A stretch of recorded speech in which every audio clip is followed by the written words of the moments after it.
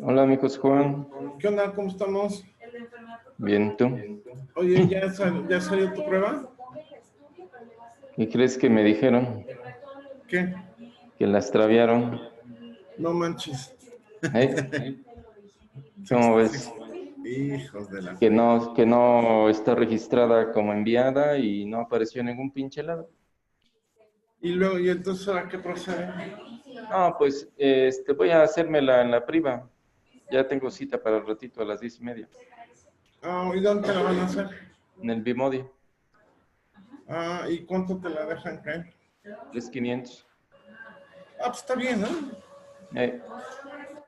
Ya Está accesible. estar ahí pendejeando con los y es cuates te entregan rápido los resultados, ¿no?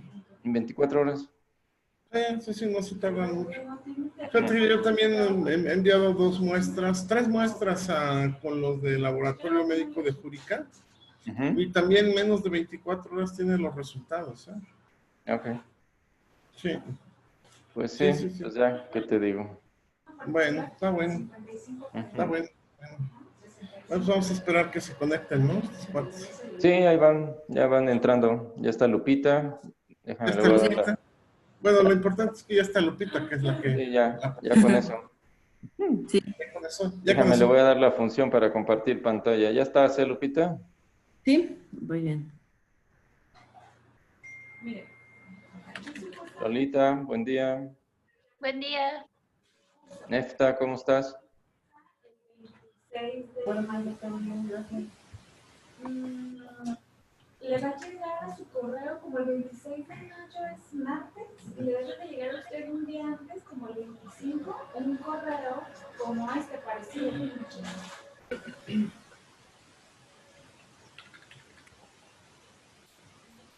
Nefta, hola. Hola, doctora, buenos días. ¿Cómo estás? Bien, gracias. Llega un correo donde dice bienvenida al curso portal de tal a tal fecha. Y aquí está la dirección que lo lleva a esta página y aquí está la contraseña. Usted puede ¿Quién anda tosiendo? poner su matrícula y luego esta contraseña que viene aquí. Entonces, normalmente lo que hacemos primero es pegar la contraseña acá en la página que nos manda. Más que llega apenas un día antes. Usted llega y se mete aquí mete su contraseña y aquí va a meter aquí mete la contraseña. Esta contraseña ya no se lo pudiera cambiar. Ya la dejan clara, ya la plataforma. Y entonces, está bonito sobre todo porque trae toda la información con el lineamiento, los tiene que descargar, porque si no la va a descargar. ¿Listo? Gracias. Bye, bye.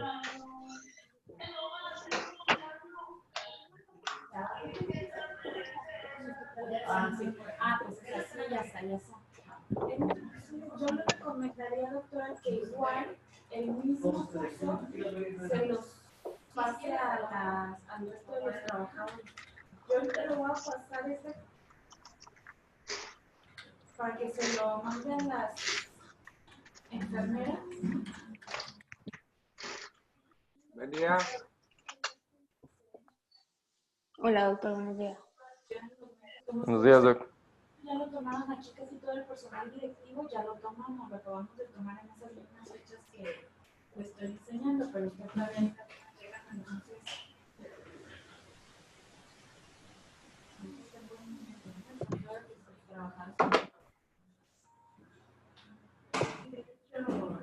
ya varios se hicieron en general.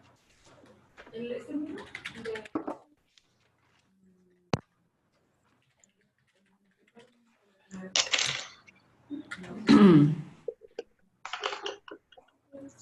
¿Cómo estuvo la guardia, Lupita? Cuéntame. Estuvo hasta eso tranquila.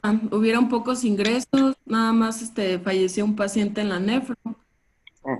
Y ya, muchas exploraciones preoperatorias, pero pues, en general estuvo bien. Ok. Sí. Cuando llegué tempranito estaban moviendo un paciente, ¿no? Al covidiario, ¿no te enteraste?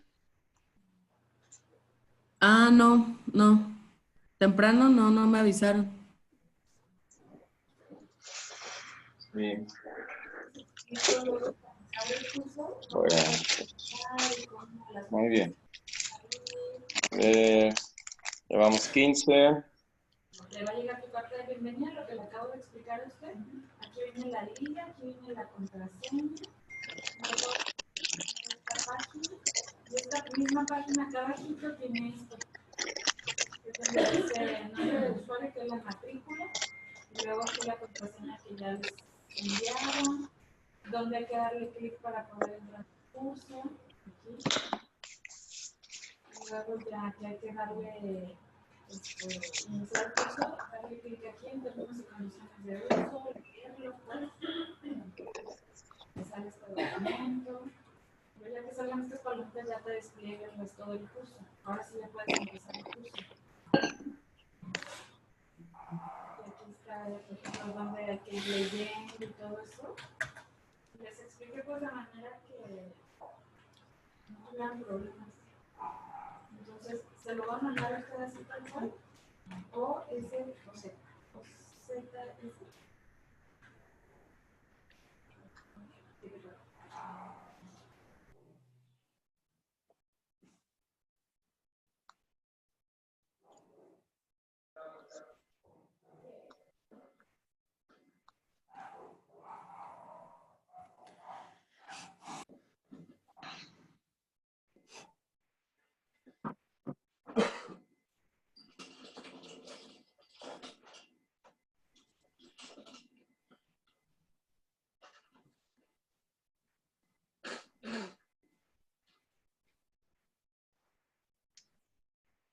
Ok.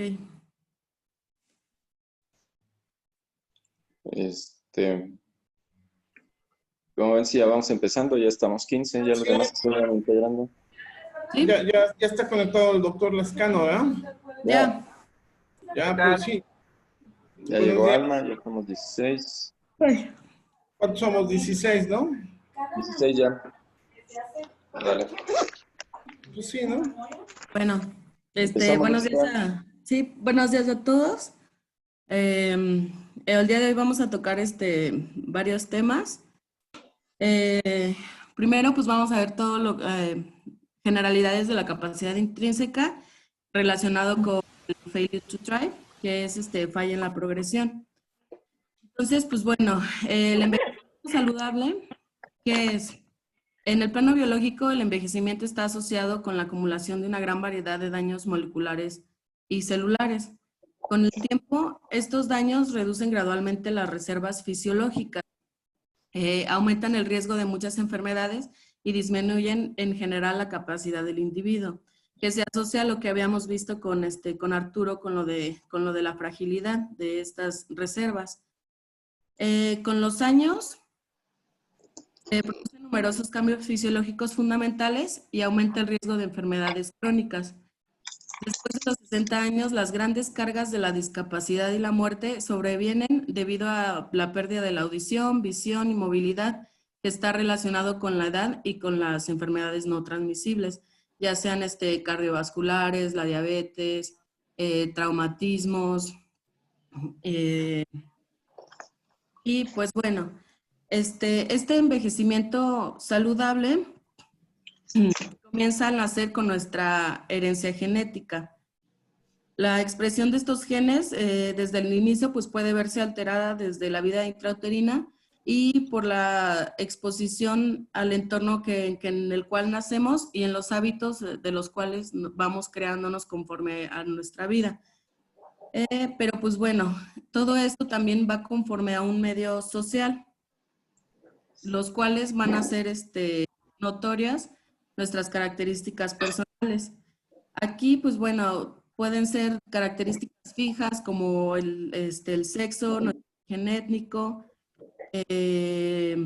nuestras normas sociales, en lo que creemos, nuestra religión, y algunas que pueden cambiarse como nuestro nivel educativo o las riquezas que tener. Estas características contribuyen a nuestra posición social en un contexto y momento determinado, lo que define las exposiciones, las oportunidades y los obstáculos que enfrentemos, de acuerdo con los recursos que tengamos. Estas interacciones, pues bueno, pueden ser para algunas personas justas o injustas, dependiendo de lo que nosotros necesitemos. A medida que nosotros vamos envejeciendo, se sufre una acumulación gradual de daños moleculares y celulares que ocasionan una disminución general de las reservas fisiológicas. Estos cambios fisiológicos y homeostáticos son inevitables. A pesar de su grado, varía considerablemente entre individuos de la misma edad cronológica. Como les digo, o sea, hay características personales o la misma herencia genética que hacen que una persona sea diferente a la otra. Además, pues, de estos cambios fundamentales, la exposición a una serie de influencias, tanto positivas o negativas, de nuestro entorno, puede influir en el desarrollo de nuestras características de salud, que pueden ser tendencias fundamentales relacionadas con la edad, nuestros hábitos de salud, rasgos y habilidades, cambios fisiológicos y factores de riesgo, enfermedades y lesiones, cambios en la homeostasis y algunos síndromes geriátricos que se van desarrollando. Toda esta interacción entre las características personales, nuestra herencia genética y las características de salud va a determinar nuestra capacidad intrínseca. Entonces, esta capacidad intrínseca tiene que estar relacionado con un entorno y, como les digo, este entorno debe de ser en un tiempo específico. La relación entre esta capacidad intrínseca y nuestro entorno nos va a dar nuestra capacidad funcional. Por ejemplo, un paciente que sufre alguna caída y tiene, por ejemplo, las posibilidades económicas de recibir rehabilitación, pues va a tener una mejor oportunidad en cuanto a la rehabilitación si lo comparamos con una persona que tal vez tenga las mismas características en su capacidad intrínseca, pero su entorno no se fue favorecido económicamente, entonces su capacidad funcional se va a ver disminuida. Entonces, la combinación final entre la persona, todo esto, la persona y su entorno, esta interacción nos va a dar la capacidad funcional del individuo.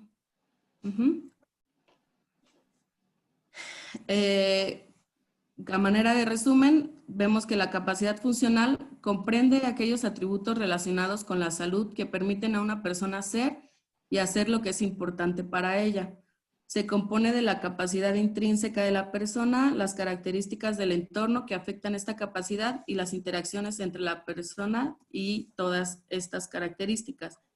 La capacidad intrínseca, capacidad funcional, la interacción entre el entorno, pero pues vemos que todo esto, la base va a ser desde las características personales, nuestra herencia genética y nuestras características de salud. Y pues el entorno comprende todos los factores del mundo exterior que forman el contexto de vida de una persona. Y todo esto nos da hipótesis de cómo puede ser el envejecimiento de una persona. Entonces, desde que nacemos, tenemos la posibilidad en esta parte, tenemos 3 diferentes trayectorias hipotéticas de la capacidad física. Entonces, en la trayectoria A es una trayectoria óptima. La capacidad intrínseca permanece hasta el final de la vida. En la trayectoria B, el color amarillo, es una trayectoria interrumpida. Entonces, hay un acontecimiento que provoca la disminución de la capacidad. Aquí puede ser que el paciente decline y fallezca mucho antes que si hubiera tenido una capacidad intrínseca óptima, o puede ir mejorando. Y la trayectoria ya con deterioro es que la capacidad disminuye de forma constante hasta la muerte.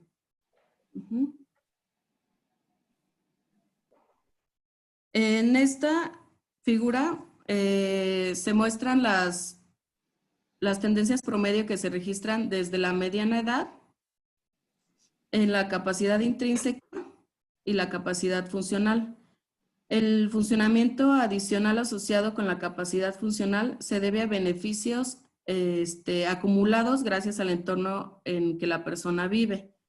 La importancia de estas dos líneas es que los beneficios aumentan a medida que decrece la capacidad intrínseca de la persona. O sea, si una persona, su capacidad intrínseca va disminuyendo, pero su capacidad funcional, que es la interacción que vamos a tener con nuestro entorno, es adecuada, entonces eso nos va a dar un plus, aunque nuestra capacidad intrínseca vaya disminuyendo. Entonces, aquí, por ejemplo, no sé si alguien quiera, bueno, alguno de los R4 que me quiera apoyar con esto para ver en estos dos casos de pacientes femeninos, ¿qué ven de diferencia y cuál creen que sea el desenlace que tengan estos pacientes? A ver, ¿quiénes están? No sé.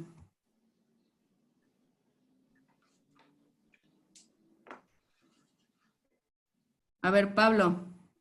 Pablo. Eres el primero que vi. Sí. Pues, primero, pues, se llevan 9 años. Las dos tienen Alzheimer, pero una ya es dependiente para todo y está en un lugar de residencia, índice de masa corporal bajo, la hemoglobina está baja, la albúmina tiene desnutrición también y pues sí tendría, por la edad y por todas las comorbilidades y por todos los paraclínicos y la dependencia que tiene, la paciente de 87 años tendría mucho peor desenlace que la de 78. Exacto. Además, otro factor importante aquí en lo médico es que esta paciente de 87 años, las dos tienen Alzheimer, pero a esta paciente tuvo un detonante que es la neumonía. Entonces, secundario a esto, tuvo ya problemas de desnutrición, anemia, disminución de la albúmina y del colesterol, lo cual la llevó ya, pues sí, como dices, a fallecer, mientras que la otra persona tiene una mejor capacidad, vamos a decirlo, funcional. Estaba en casa, no tuvo un desencadenante en agudo y pues se pudo mantener y esta paciente fue egresada exitosamente. ¿Ok? Gracias. Entonces, esto vamos a aterrizar entonces a la falla, la progresión con estos puntos. La falla a la progresión fue descrita desde un inicio en pacientes pediátricos.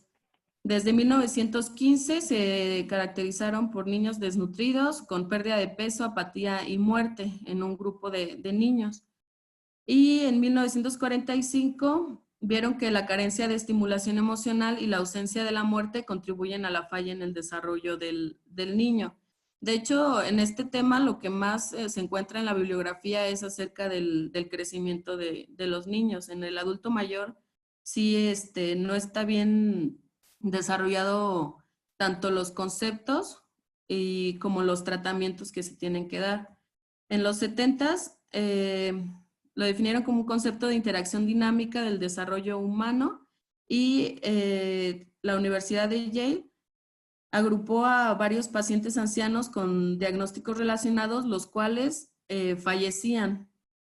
Entonces lo determinaron como falla progresar en el anciano, además de características que ahorita les voy a mencionar. En 1988, Brown identifica las 3 características que va a ser desnutrición, deterioro físico y cognitivo. En 1989, vemos que se implica problemas físicos, mentales, sociales y ambientales. Y no es parte del envejecimiento normal. O sea, que llegue un paciente como vimos en el primer caso con Alzheimer y que le den que no podamos progresarla adecuadamente, eso no es normal. Y en 1990 Hazard le agrega lo que es la fatiga, la pérdida de peso y la caquexia. Entonces, la falla en la progresión se va a describir como una anomalía sindromática que presenta el anciano frágil, cuya discapacidad o dependencia son máximas y limitan toda la posibilidad de recuperar el estado anterior que tenían. Se va a caracterizar por pérdida de peso, disminución del apetito y mala nutrición e inactividad, a menudo acompañado de deshidratación, síntomas depresivos, función inmune deteriorada y colesterol bajo. Otras características, el deterioro pues, es insidioso y progresivo. Hay una disminución gradual de la actividad física y cognitiva, la pérdida de peso y la anorexia. El paciente va a terminar en un aislamiento social y pues es un estado irreversible, devastador que nos lleva hasta el fallecimiento. Es fundamental que la aparición de un síndrome de falla de la progresión se use como alarma para buscar enfermedades médicas no reconocidas y optimizar la atención de la multimortalidad. Es un resultado de la disminución de las reservas fisiológicas, donde tenemos 3 componentes principales que son varias enfermedades o una sola que se complica con caquexia y que nuestro medio ambiente está adverso, o sea, nuestra capacidad funcional está disminuida. Eso nos lleva a la falta de la progresión. Este síndrome va a ser más frecuente en pacientes hospitalizados y se ve en el 35% de la población, sobre todo cuando tenemos estos predictores de mortalidad, que es la pérdida de peso mayor del 15% en relación con el peso habitual, pérdida ponderal de 5%, hipoalbuminemia e hipocolesterolemia. Ok, dentro de los mecanismos moleculares potenciales de fragilidad y falla progresar, pues es un ciclo de fragilidad. Hay vulnerabilidad fisiológica causada por disregulación de múltiples sistemas y parece ser que es independiente de la enfermedad que lo llevó al paciente a este estado. Va a haber un daño oxidativo al DNA nuclear y mitocondrial, de lesiones y mutaciones del DNA mitocondrial, senescencia replicativa y pues una alteración en las proteínas. Va a haber una generación de radicales libres de la fosforilación oxidativa y de otros procesos celulares metabólicos, lo que va a ocasionar un aumento en el daño oxidativo del DNA con una disminución de componentes energéticos como el NAD y disminución del ATP. Por otra parte, pues va a haber la disminución de la reparación del DNA con una disminución de la habilidad de construir macromoléculas, disminución de la síntesis de proteínas y decline de sistemas. Estos dos puntos nos van a llevar a una disminución de la función muscular, disminución de la fuerza y disminución del consumo de oxígeno. Todo esto pues va a ser un círculo del que pues, va a ser muy difícil salir. Dentro de cada sistema que declina puede surgir la fragilidad por disminución de la reserva fisiológica. Entonces vamos a tener tanto disminución del rango y complejidad de las respuestas del organismo con una incapacidad de mantener la homeostasis, la disminución en la efectividad de las respuestas compensatorias y sobre todo la vulnerabilidad a estresores. Siempre en la falla para progresar podemos tener al paciente sano con una enfermedad, siempre va a tener una enfermedad aunque sea desconocida. Y siempre va a tener un punto gatillo, un estresor. Entonces, estos componentes van a ser lo principal para progresar. Dentro de los factores asociados, podemos tener, como les comentaba, enfermedades no diagnosticadas, como neoplasias, infecciones crónicas, polifarmacia, alcoholismo. Algunas enfermedades nuevas ya con discapacidad, como los CVCs, artritis, insuficiencia cardíaca, privación sensorial. Enfermedades mentales como depresión, demencia y otras enfermedades psiquiátricas. Y el estrato social es un componente muy importante. El aislamiento, la pobreza, el abuso y maltrato, y también ver la sobrecarga del cuidador y sí. Y por ejemplo, aquí en esta tenemos la condición médica y acá del lado derecho tenemos las causas gatillo de que haya una descompensación de nuestra condición médica y nos lleve a la falla para la progresión. En el cáncer, pues puede ser que el paciente tenga metástasis, desnutrición, caquexia. En la enfermedad pulmonar crónica, que inicie con falla respiratoria, insuficiencia renal crónica con falla renal. Aquí el punto es que puede ser que ya conozcamos estas situaciones o que el paciente ya lleve mucho tiempo con ellas, pero siempre va a haber una causa aguda que lo ocasione. Nosotros debemos buscar, pues, desde laboratorio y gabinete, la biometría hemática en busca de anemia, deficiencia de hierro, trastornos hematológicos, infección, desequilibrios hidroelectrolíticos, descompensación de la diabetes, insuficiencia renal, y pues puntos marcadores de mal pronóstico, la hipocolesterolemia y la hipoalbuminemia. Las principales manifestaciones clínicas va a ser la pérdida de peso inexplicable, la pérdida del apetito, el estado nutricional deficiente con disminución de tejido graso y masa muscular, la dependencia de las actividades de la vida diaria, tanto básicas como instrumentales. Puede haber o no sarcopenia, hay un riesgo incrementado de lesiones por presión y datos de deshidratación. Entonces, estos son del lado izquierdo, son los datos a progresarse en el paciente. Entonces, el paciente empieza con anorexia, disminución de peso, desnutrición, depresión, deterioro cognitivo, aislamiento social, abandono y muerte. Y en el lado derecho nos muestra pues igual las fases que se llegan a tener. El evento gatillo, que nos lleva a una fase aguda de la enfermedad. Aquí es donde debemos de identificar las causas que pueden estar ocasionando el estado agudo del paciente para que no caiga en una falla para la progresión. Entonces, para que tenga una recuperación con un nivel normal de citocinas, una mejoría y pues el alta. Sin embargo, pues la mayoría que tiene la enfermedad crónica va a pasar a un estado agudo crónico, por así decirlo, donde no solo va a presentar alguna alteración, sino que van a ser varias. Por ejemplo, en piso hemos tenido pacientes, había una paciente en cuarto piso que tenía demencia y la paciente llegó por una infección de vías urinarias.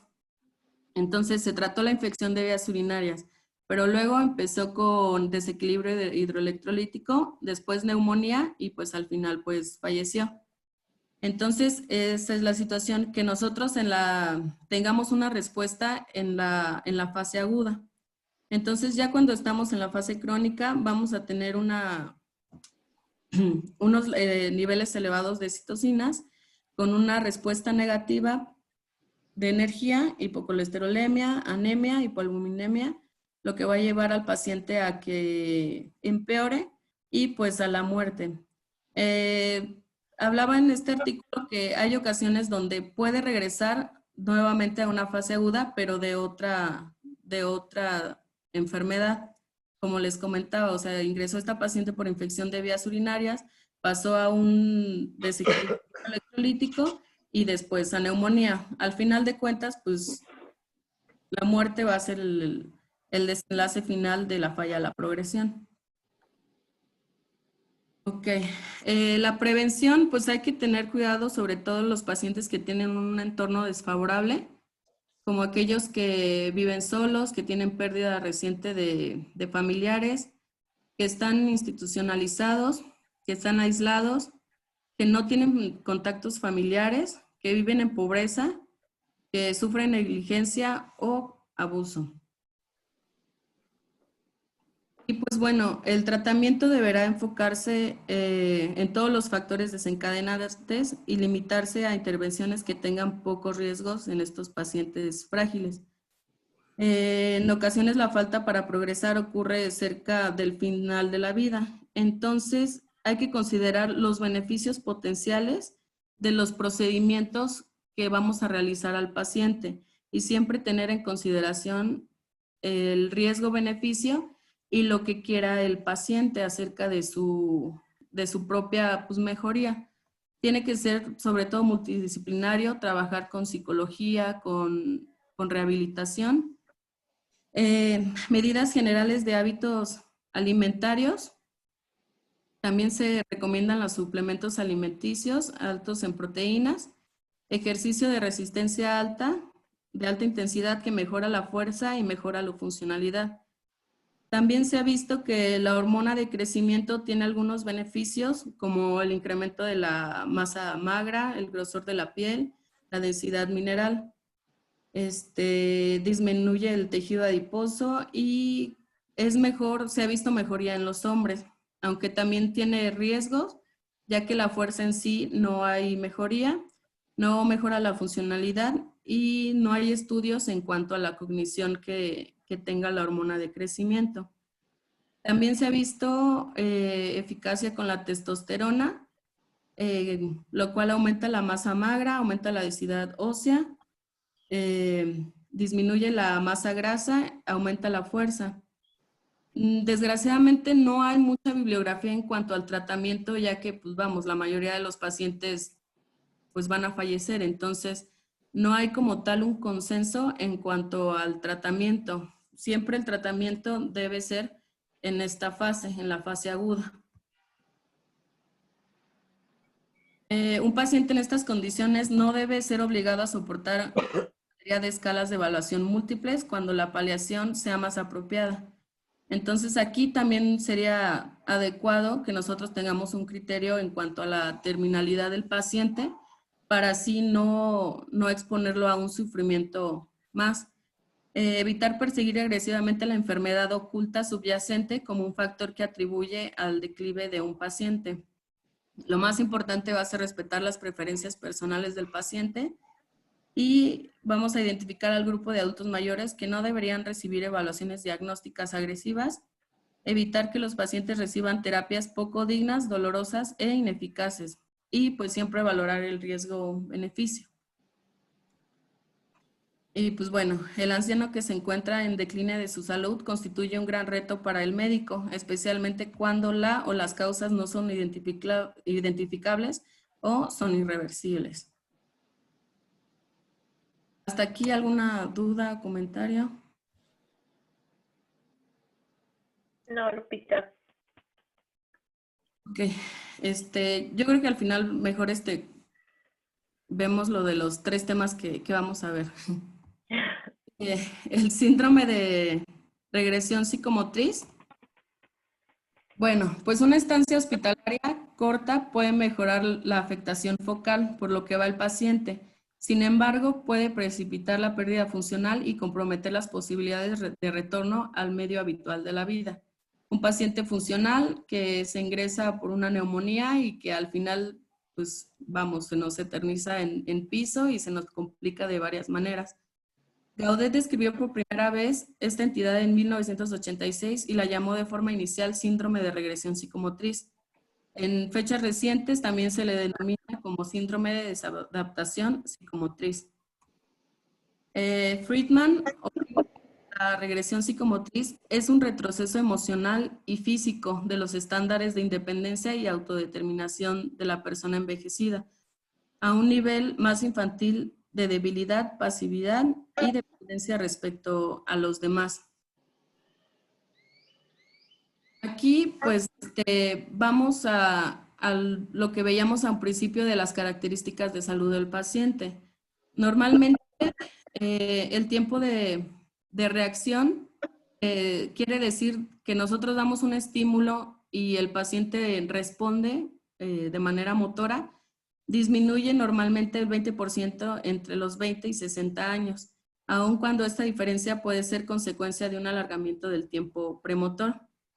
Las personas mayores de 65 años que han sido activas, siempre activas, muestran un tiempo de reacción más rápido que las sedentarias, y las diferencias entre viejos y jóvenes aparecen explicarse sobre todo por el alargamiento del tiempo premotor.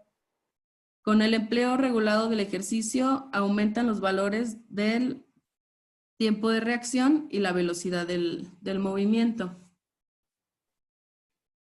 Esto es importante porque en esta entidad se va a caracterizar por la bradicinesia, alteraciones posturales, que va a ser una retropropulsión o desequilibrio con tendencia hacia atrás, un miedo, pues, un miedo grande para las caídas, trastornos inespecíficos de la marcha, signos neurológicos como asinesia, hipertonía reactiva, alteración de la postura de las respuestas de reacción y las reacciones de protección, y problemas psicológicos. Entonces vamos a tener problemas motores y psicológicos en esta entidad. Va a haber una desintegración cognoscitiva. Como lo dice su definición, va a haber un infantilismo, o sea, una regresión de la edad adulta hacia una edad, pues, como infantil. Entonces se van perdiendo estas entidades que son la somatognosia. Esta es la imagen consciente del esquema corporal. Al presentarse alguna alteración, la persona tiene dificultades para realizar movimientos coordinados, mantener el equilibrio y sentirse estimado. También las praxias, tanto la fina como la global. La fina, pues bueno, movimientos precisos, regulados por la coordinación dinámica, manual, organización visuoperceptiva y coordinación oculomanual. Y la global, que está integrada por el tono, equilibrio y lateralidad. Y por último, el lenguaje. Su complejidad es resultado de la intrincada actividad cerebral, reflejo de estados psíquicos que requieren una integridad sensorial motora, estructuras nerviosas centrales, capacidad intelectual eficiente con elementos educativos y sociales. Su falla afecta de manera profunda a la persona y su funcionamiento general. Entonces, nuestros pacientes con desintegración cognitiva van a perder estos 3 puntos específicos. Desde el punto de vista psicológico, que es una parte importante de esta entidad, suele haber un estado de ansiedad que además puede vincularse con la falta de comunicación verbal, y son posibles un pensamiento lento y estados de indiferencia y apatía con falta de motivación y estados depresivos. Puede ser de un inicio súbito o de manera crónica. Súbito puede ser desde horas a días y generalmente se presenta después de un suceso agudo identificable como infecciones, traumatismos, y el reposo prolongado en cama, el encamamiento por un episodio agudo o alguna intervención quirúrgica puede ser el origen de una regresión psicomotriz. Las de inicio progresivo gradual es de aparición insidiosa y puede tardar hasta meses. Es el resultado de la falta de estímulos psicológicos, sociales y afectivos y da lugar a un olvido del automatismo adquirido, que es, pues, la regresión. El cuadro clínico, el paciente va a presentar bradicinesia, reflejos primitivos, vértigo, sensación de inestabilidad, miedo a permanecer de pie, disminución de los reflejos para mantener el equilibrio y evitar una caída. Hipertonía de oposición, que afecta a los músculos de las extremidades superiores, las inferiores y del tronco. Va a ser la posición clásica conocida como fetal. Disminución de la estimulación sensitiva, visual y auditiva. La marcha espontánea se encuentra restringida debido a la presencia de fatiga o cansancio. Y sobre todo, pues va a haber una falta de motivación. Las enfermedades crónicas relacionadas con con este síndrome son enfermedades degenerativas, como la enfermedad de Parkinson, atrofia múltiple de sistémica, enfermedad de cuerpos de Lewy, lesiones vasculares, hidrocefalia con presión normal, neoplasias intracraneales y algunas enfermedades infecciosas. También se ha visto en episodios de depresión crónica. El tratamiento pues, va a ser igual multidisciplinario. Tiene que ser sensibilizado y especializado para ofrecer una atención integral y las soluciones adecuadas e individualizadas. Calidad de vida, colapso posible de cuidador y maltrato. Aquí nos tenemos que apoyar demasiado en la rehabilitación. Debe de haber una estimulación cognoscitiva afectiva, rehabilitación en cuanto al equilibrio, a límites de movimiento, progresión de la fuerza, marcha si es que se realizaba y ya. Y bueno, como gradualmente se va a perder el conocimiento y se recobra a partir de la última información adquirida, matemáticas, lectura, lenguaje, hasta lo primero y fundamental. Razón por lo cual se debe de reenseñar lo perdido de manera contraria, o sea, debemos de empezar con lo fundamental hasta lo más complicado. Ok. El síndrome de deslizamiento. El síndrome de deslizamiento es una descompensación rápida del estado general de un paciente. El síndrome aparece cuando el sujeto se encuentra en la convalecencia, que va a ocurrir una acumulación de anomalías mitocondriales y pérdida de capacidad de reparación. La persona parece renunciar conscientemente a vivir, ausencia de apetito y de sed, expresión clara de un deseo de morir, incontinencia urinaria y fecal, confusión y deshidratación. Ocurre después de un periodo libre de enfermedad o de un estado de no movimiento.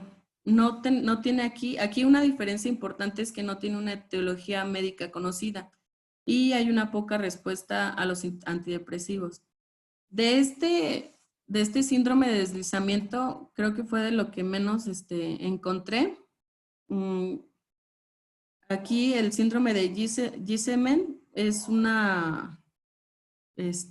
en francés y ahí fue de donde encontré más o menos, es una traducción al francés, entonces fue donde más o menos encontré esto, que es básicamente el síndrome de deslizamiento. Y pues bueno, de todo esto, pues es el objetivo que tenemos para un envejecimiento saludable. Este objetivo puede lograrse de dos maneras, tanto fomentar y mantener la capacidad intrínseca o facilitar que las personas que tienen la capacidad funcional disminuida hagan las cosas que son importantes para ellas, o sea, para que mejoren. Entonces, las intervenciones están dadas cuando tiene un paciente una capacidad alta y estable, que los servicios de salud pues, deben de prevenir enfermedades crónicas y asegurar la detección temprana y el control. Y en los entornos promover conductas que mejoran la capacidad. Deterioro de la capacidad, aquí intervenir o moderar la disminución de la capacidad. Los cuidados a largo plazo ya es apoyar las conductas que mejoran la capacidad. Y ya cuando se tiene una pérdida considerable de la capacidad, tratar las enfermedades crónicas avanzadas, asegurar la dignidad en la última etapa de la vida y eliminar los obstáculos que impiden la participación y compensar la pérdida de la capacidad. Entonces, pues es importante que nosotros intervengamos pues en esta parte de aquí cuando tiene una capacidad alta y estable. Y pues bueno, esos serían los temas. Son temas que pues son importantes. Sin embargo, no se encuentra mucha bibliografía, muchos estudios actuales acerca de ellos. Siento que ahorita pues sería importante que todos nos diéramos una idea para estar en el mismo canal, porque sí tienen ciertas diferencias como detalladas. Entonces, no sé si alguien quiera comentar algo.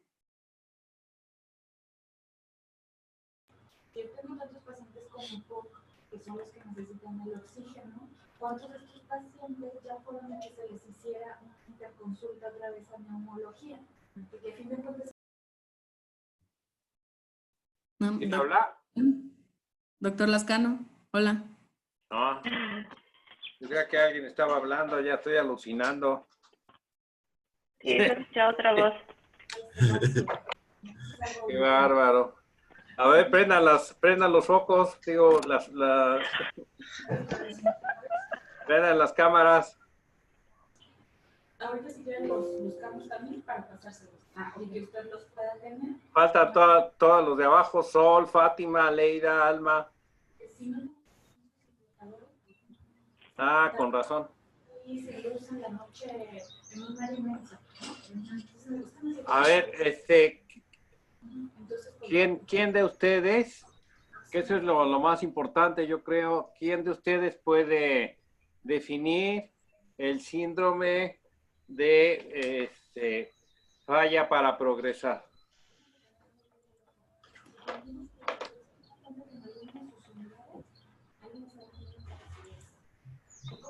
Bueno, está bien. ¿Quién de ustedes podría decirme la diferencia entre la falla para progresar y lo que mencionó Lupita como deslizamiento? Bueno, en la falla para progresar, yo de la manera en la que lo concebí fue que es una integración de varias cuestiones o de varios estados clínicos del paciente que lo van a llevar a un peor pronóstico, en la cual pues menciona de forma clara que tiene que ver con el estado nutricional. O sea, de hecho lo mencionan casi como un cambio agudo en el estado nutricional, de que haya perdido, de que haya tenido pérdida ponderal o una pérdida ponderal de más de 5 kilos, que en una bibliografía encontré que incluso el síndrome depresivo, bueno, que cursara con depresión, una dependencia completa para las actividades de la vida diaria, y por último, el estado nutricional con sus parámetros bioquímicos que mencionaban la albúmina y el colesterol, y todo esto, pues, interactuando, o esas características clínicas del paciente, pues lo lleva a un peor pronóstico, en el cual, pues, es como yo lo veo que es como una etapa ya final de las reservas, de las reservas funcionales del paciente.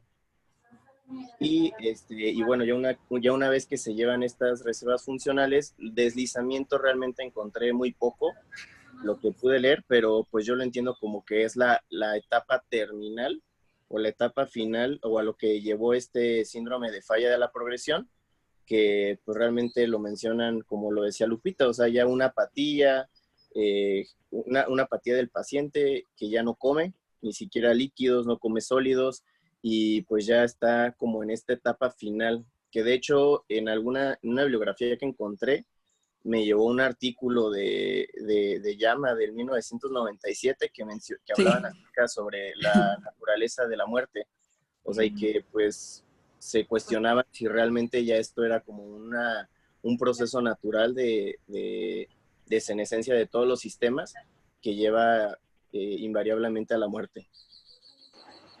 Ok. Bueno, O sea, de hecho, en algunos lados, deslizamiento y falla para la progresión lo ponen como sinónimos, pero pues no es. O sea, no. En el deslizamiento, pues se podría considerar como un desgaste fisiológico, como un colapso homeostásico, que dentro de cualquier estímulo menor puede llevar a la muerte, y que además no se conoce como tal un desencadenante, como en la falla para la progresión. Ok, mira, yo creo que para fines didácticos, ¿qué tal si les mando unas preguntas para que ustedes las puedan contestar, pero con sus propias palabras? No copien ni peguen, sino traten de identificar en dónde tienen ese bache, digamos, vamos a llamarle con todo respeto, bache cognitivo, ¿sí? Yo tengo muchos, sí, pero ¿en dónde pueden encontrar ustedes o de qué manera podrían encontrar ustedes algo para que pudieran entender todos estos conceptos que a veces quedan muy conceptos vagos, ¿no? Y que se van perdiendo y que a veces pasa mucho tiempo y no los entendemos? No sé si estoy bien o estoy considerando que ustedes realmente lo están o no lo están entendiendo, o todos lo entienden. No, sí se entiende, doctor. ¿Tú sí lo entiendes? Venga, Doctor, Felipe. yo sí tengo una duda, porque respecto a la falla de la progresión y el retraso, perdón, la regresión psicomotriz, hay un tema en el que dice que puede ser por un evento agudo o crónico.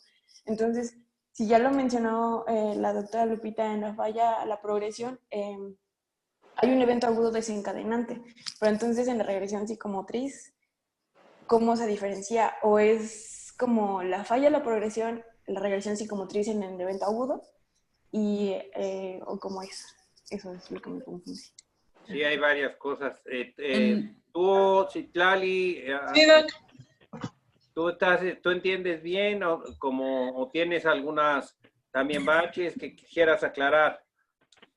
No sé si estoy lo correcto. Yo entiendo la falla para progresar como que hay un detonante, y el síndrome de deslizamiento como que es una decisión personal del paciente, como que no hay algo de lo detone, simplemente pues se deja como llevar. Algo como una decisión, lo veo más como una decisión. Y de hecho lo mencionaba alguna ocasión el doctor José Juan, que es algo como biológico, que se ve en algunos caninos, que pues, así como que cuando ya ellos sienten que no son útiles para la manada, se alejan y se dejan morir, ¿no? Entonces, creo que es algo como de ese tipo también. Sí, porque en la falla para progresar hay como algo agudo que detona todo lo demás, y en lo otro, pues no. Sí, miren, a mí me encantó la presentación de Lupita, ¿no? Porque empezó hablando de este nuevo concepto que pues, es muy reciente, que es la capacidad intrínseca, y que es un concepto que todavía se está manejando y que se está tratando de operacionalizar. Si ustedes se fijan, la bibliografía pues viene del 2017, pero lo contrastamos con conceptos muy viejos de cuando la geriatría empezó a surgir. Y si ustedes se fijan, estas definiciones de falla para progresar, de síndrome de deslizamiento, de regresión psicomotriz, son bibliografías que son de los años 90. Entonces nos enfrentamos a dos paradigmas un poquito diferentes. Lo que sí es cierto que es lo de la capacidad intrínseca, y que al final de cuentas es el modelo en el cual se explica los diferentes tipos de envejecimiento que nosotros podemos tener. Y ya lo vemos aquí en el cubito que pone Lupita en su presentación, ¿no? Pero de aquí y más adelante pues vienen los diferentes conceptos. Pero miren, recordemos, no perdamos de vista el concepto de fragilidad, que es la disminución de las reservas fisiológicas. Tenemos un individuo que está frágil y lo tenemos en ese estado de vulnerabilidad. Y como lo habíamos comentado anteayer, los individuos frágiles pueden permanecer muchísimo tiempo en ese estado de fragilidad.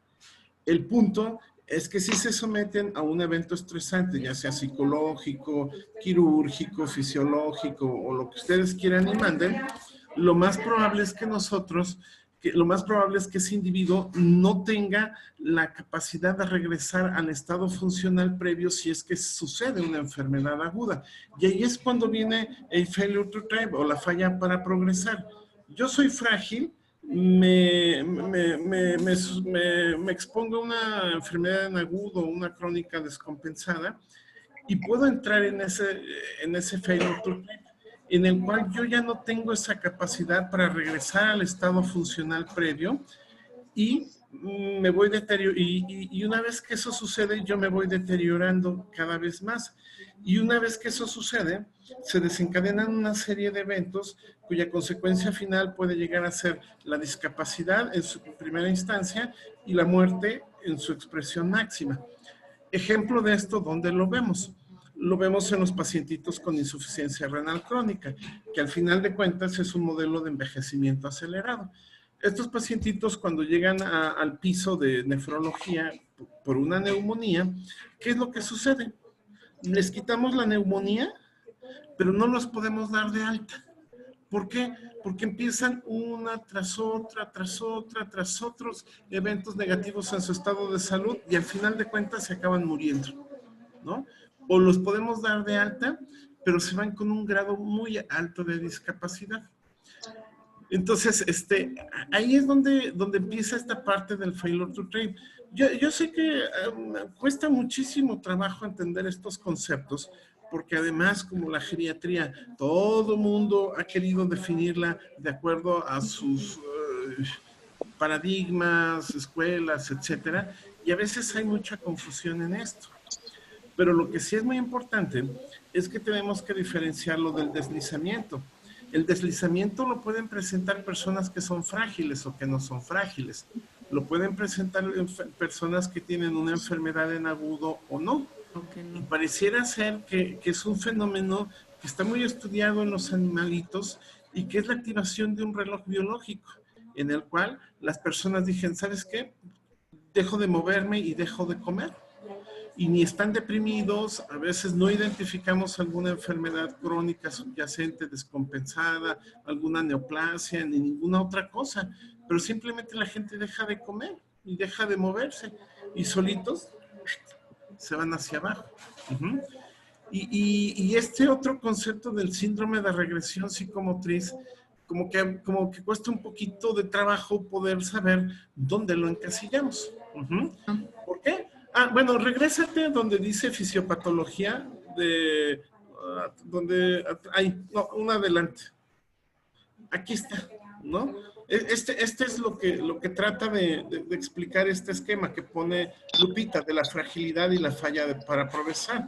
Aquí en este contexto estamos en un contexto en el cual las personas tienen fragilidad con una disminución de la reserva fisiológica. Y viene un evento agudo y entonces se desencadenan estos mecanismos que no permiten dar una respuesta suficiente por la pérdida de esas reservas fisiológicas y hace que los individuos no logren recuperarse. Y aquí es donde entra este círculo de la falla para progresar. Lo esquematiza muy bien o lo plantea muy bien pues en estos ejemplos clínicos que nos pone Lupita, ¿no? Pero cuesta un poquito de trabajo entender. Pero en este contexto, ¿dónde entra un síndrome de regresión psicomotriz? O forma parte de la fragilidad, forma parte de la falla para progresar, forma parte del deslizamiento. Pues no, pareciera ser que es desde mi punto de vista y mis conceptos, creo que es algo un poquito diferente. Y que en realidad la regresión psicomotriz tiene que ver mucho con la falta de estimulación sensorial, de ejercicio físico y de aislamiento social, en donde la pérdida de estímulos llevan a que el individuo tenga ese proceso de regresión, así como empieza a caminar, primero gatea, se sienta, camina, corre, etcétera. En ese mismo orden inverso va perdiendo sus capacidades físicas y cognitivas, era lo que decía Lupita, ¿no? Empezaba con problemas para hacer cuestiones muy complejas, ¿no? Y poco a poco va avanzando esto en relación al lenguaje, en relación a otras cosas más complejas de la memoria, pero que la característica que tiene es que a través de un adecuado estímulo rehabilitatorio, digámoslo así, tiene la capacidad de compensar. Yo sé que son conceptos muy, muy complicados y que nos cuesta muchísimo trabajo poder definir. A veces la literatura no es clara, es confusa, pero es importante que nosotros vayamos pues viendo estas partes, ¿no? Y yo creo que yo estoy de acuerdo con el doctor Lascano, ¿no? Hay que hacer un ejercicio en el cual nosotros podamos integrar, y quizás creo que en este tipo de patologías en las cuales se comparten algunos mecanismos fisiopatológicos, tienen algunas características clínicas específicas, etcétera, quizás a lo mejor la mejor estructura para tratar de clarificar esto sea hacer un cuadro un cuadro comparativo, ¿no? En donde vayamos viendo coincidencias y diferencias, y quizás eso nos pueda avanzar en la construcción de nuestro conocimiento acerca de estos conceptos, ¿no?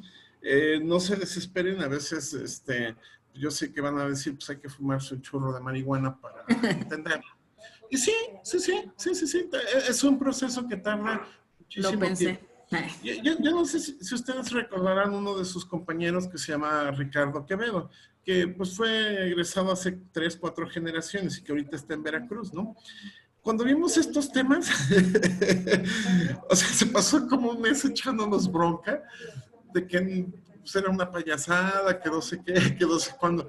Cuando se fue de la residencia, poco antes de que salió, y ya hizo el ejercicio de reflexión, dice, doctor, me costó prácticamente estos 4 años poder entender esta parte, ¿no? Y son elementos que poco a poco, conforme avancemos en el curso, seguramente los vamos a ir retomando. Sin embargo, creo que son conceptos básicos que tenemos que tener los geriatras y manejarlos al dedo, ¿no?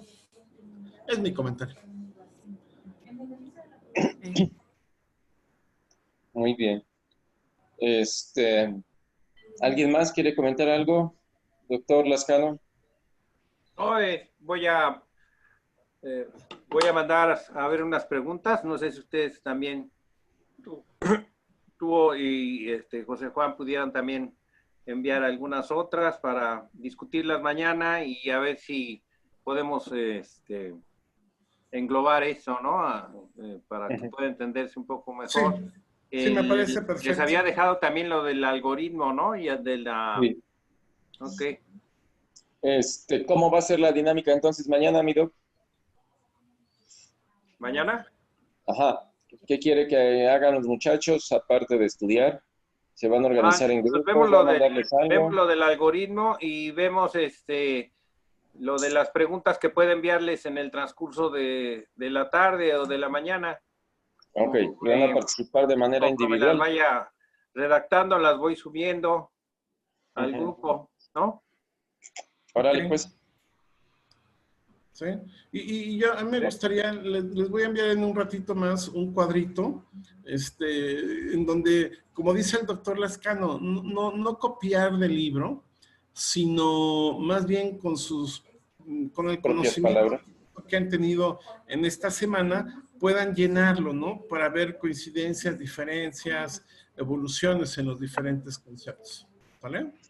Sobre todo en estos temas de fragilidad, regresión psicomotriz, deslizamiento y falla para progresar. Ok. Sale, pues. Está bien. Así quedamos entonces. Vale. Muy gracias, bien. Nos vemos mañana. De acuerdo. Gracias. Nada más una pregunta. ¿Qué? Una pregunta.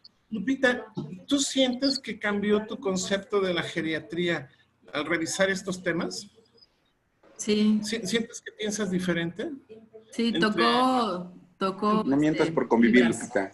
Tocó fibras diferentes, sí. ¿Tocó fibras diferentes? Sí. Bueno, fibras emocionales, emocionales. No sé, emocionales. Está bueno, ok, está bueno. Sí, está padre. Bueno, pues nos vemos. Bye. Gracias. Gracias, doctora Lupita. Bye. Bye, doctora Citlali. Adiós, doc. Adiós, doctora Citlali.